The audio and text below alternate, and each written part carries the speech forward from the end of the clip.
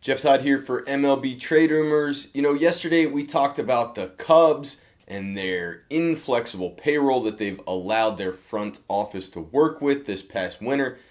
And it kind of got me thinking about that Jason Heyward contract and how much it hurts them at this particular point in time. Yeah, it's been a few years, but hey, in the absence of other news, we're going to be doing some looking back, and I think it might be fun.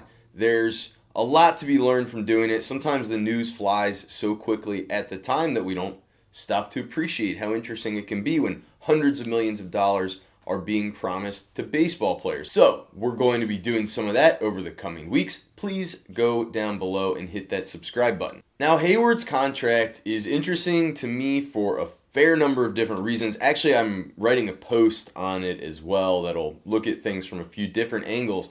But today I wanted to talk about sort of a comparison to another player from that same free agent class. Yes, Chris Davis of the Orioles. Now both Heyward and Davis, extremely different players. Highly varied skill sets, really opposing skill sets. And really coming into that winter, I think both guys looked like they had extremely different sort of risk-reward profiles. And yet they ended up with pretty similar contracts. So let's dive into a few of the details there. And I think what's interesting here too is that both of these guys played into some of that sort of jocks versus nerds or stats versus scouts debates that were still happening then, and I guess still are in large part. Heyward was a guy that traditionalists thought, he's a good player, but he's sort of like an island of misfit toys type, a right fielder who didn't hit home runs. Davis was a traditionalist dream, just long balls for days, huge home run and RBI numbers. For an analytically minded person, he looked like a contractual landmine. It turned out that both guys landed on the pessimistic side of expectations as the contracts actually worked out. But let's go back a little bit and look at how those guys were perceived at the time. All right, Heyward first. This is a guy who, let's not forget, it was not just paying him for the glove. It wasn't just paying him for perceived future upside. No, he was a really, really, really good player. Heyward was an above-average offensive player, very strong track record of on-base percentage. He hit for contact, didn't strike out a ton, had a nice high walk rate, solid walk rate, not exceptional in any area offensively. But with the glove, the guy was a magician. Scouts loved him. Defensive metrics loved him. And if you ran the numbers right, you might have found he was worth 6 wins above replacement in his platform year.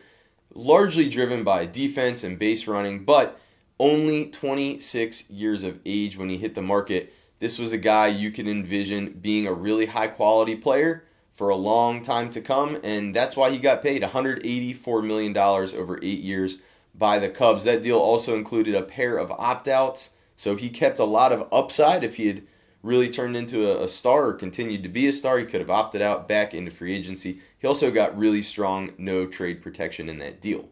Now, Davis had a bit of a different situation. Lots and lots of home runs. His 3-year platform kind of running into free agency, he had an amazing season, a down year, and then another really, really, really good season. And when you add it all up, 120 plus home runs over that span. Heyward didn't even have 40 over his 3 years before free agency. Davis was not just the dinger hitter, though. This guy, he drew walks. He actually hit for average because he stung the ball so hard. He was truly one of the game's best hitters, really, and looked like even if you were worried about the way things might fall off down the line, certainly a good bet to keep slugging. There were some huge concerns there with his massive strikeout rate, really, league leader in strikeouts in both of the 2 years before he became a free agent. But, he had that track record. We've seen these kind of 3 true outcome type guys have success over stretches. Davis was not just a hitter, not quite. He was a pretty solid first baseman, drew pretty good marks. He even played a little bit in the outfield, and seemed like a guy that could have some legs, even though you knew the back end of that deal would hurt. Now, he was going to be hitting the market heading into his age 30 season, so a fair bit older than Heyward. He got 1 year less, 7 years, $161 million, with less contractual protections and advantages than Heyward got. Okay, yeah, I'm done switching the hat, and my Cubs hat, honestly, is kind of dirty from doing yard work, so we'll stick with this one. Listen, I'm not comparing these guys because they're even playing the same position, or so much so because they're even from that same class. They really didn't necessarily even have overlapping markets that year. The thing that's interesting to me is what we talk about when it comes to risk and reward of a free agent, when we think about the way teams reach decisions on this type of player. So Heyward, as it turned out, had kind of the risk-reward profile that we thought. He's steadily been a useful player over this time. He had a really bad first year in Chicago, but has rebounded at the plate. Last year, he was basically a league average hitter.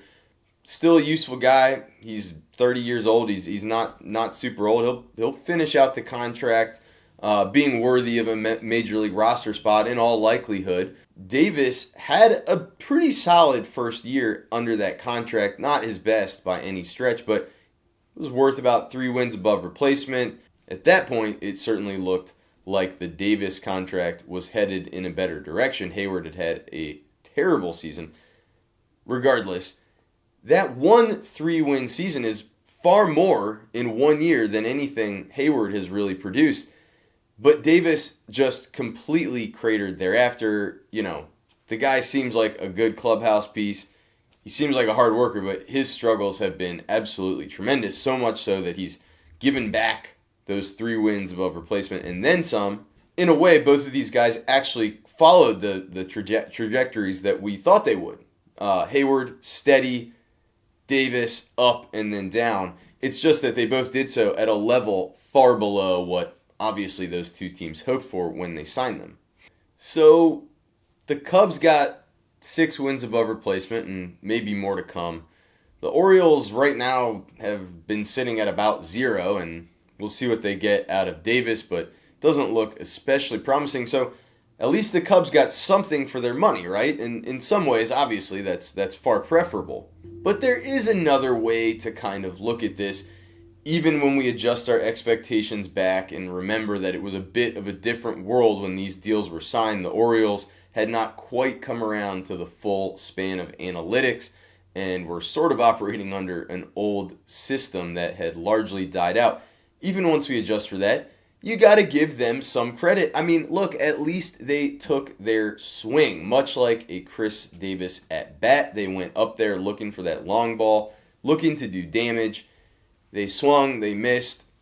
It didn't work out, but at least they had that upside. At least they did get that one strong season when they needed it, when they were competitive. Looking down at the Cubs situation, it does make you wonder. They've had Heyward all this time. He really was very poor in that first season. He had a terrible postseason run when they won the World Series, largely in spite of his efforts on the field. Again, good clubhouse guy, highly respected. Hats off to him. He seems like a great dude, but it just has not worked out. And now they've got a guy who's, a useful player, but he's been clogging up that roster. They probably could have replaced his production at different times with a rotating cast of guys, stayed flexible for really not all that much money. I guess what I'm trying to say is maybe that floor should not have been valued quite so highly. Just putting it out there. Let me know what you think in the comments below, and be sure to hit the like button on your way down.